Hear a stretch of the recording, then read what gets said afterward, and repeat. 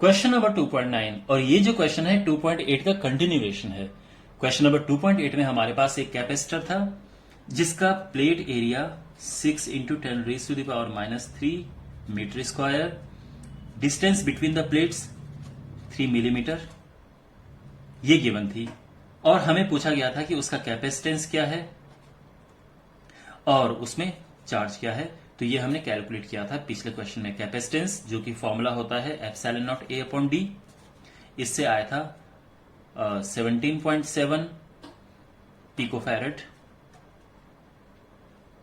और जो चार्ज है, बिकॉज चार्ज होता है Q इंटू वी, Q होता है CV, तो C तो ये था और V 100 वोल्ट, तो उससे आया था 17.7 इंटू 10⁻⁻12 ये है, 100 ये है, तो ये है 17.7 इंटू 10⁻10 कूलम। आप चाहो तो 1.77 इंटू 10⁻9 कूलम भी कर सकते हैं।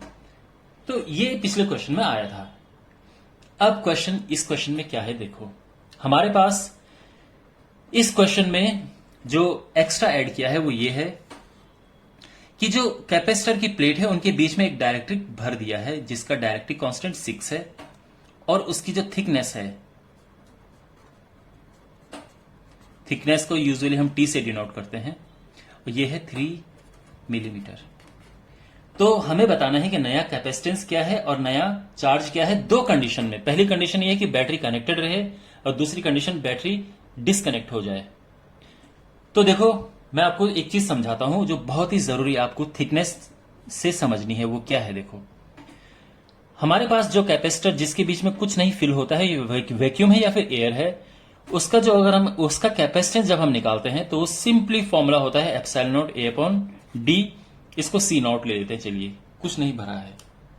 जब हम इसके बीच में एक डायरेक्ट्रिक फिल करते हैं और पूरी तरह से भरते हैं तो उसको CK ले लो, तो ये हो जाता है K ε0A/d, यानी अगर हम इसकी टर्म्स में लिखना चाहे तो K C0 हो जाता है। लेकिन अगर ये पार्शियली फील्ड है,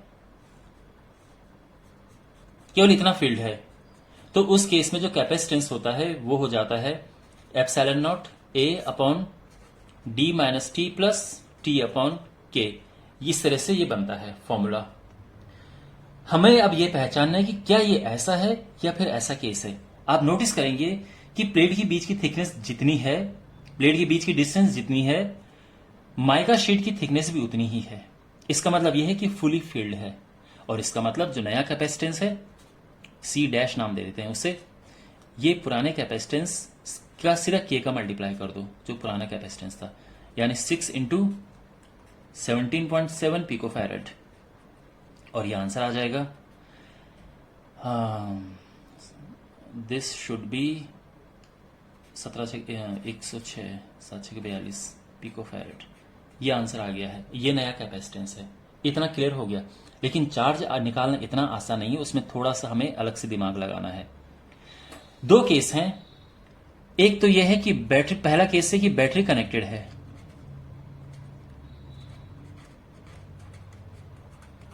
ठीक है, वोल्टेज सप्लाई रिमेन कनेक्टेड, और दूसरा है सप्लाई वाज डिसकनेक्टेड। दूसरे में सप्लाई यानी बैटरी डिसकनेक्टेड। दोनों में एक डिफरेंस होता है। बैटरी कनेक्टेड होती है तो V सेम रहता है, और सप्लाई कनेक्टेड होती है, सप्लाई डिसकनेक्ट, बैटरी डिसकनेक्ट कर दी जाती है तो Q सेम रहता है। ये ध्यान रखना, बैटरी कनेक्टेड है, वोल्टेज सेम रहेगा, और बैटरी, आपको उल्टा डिफरेंट लग रहा होगा, ये बैटरी ही है।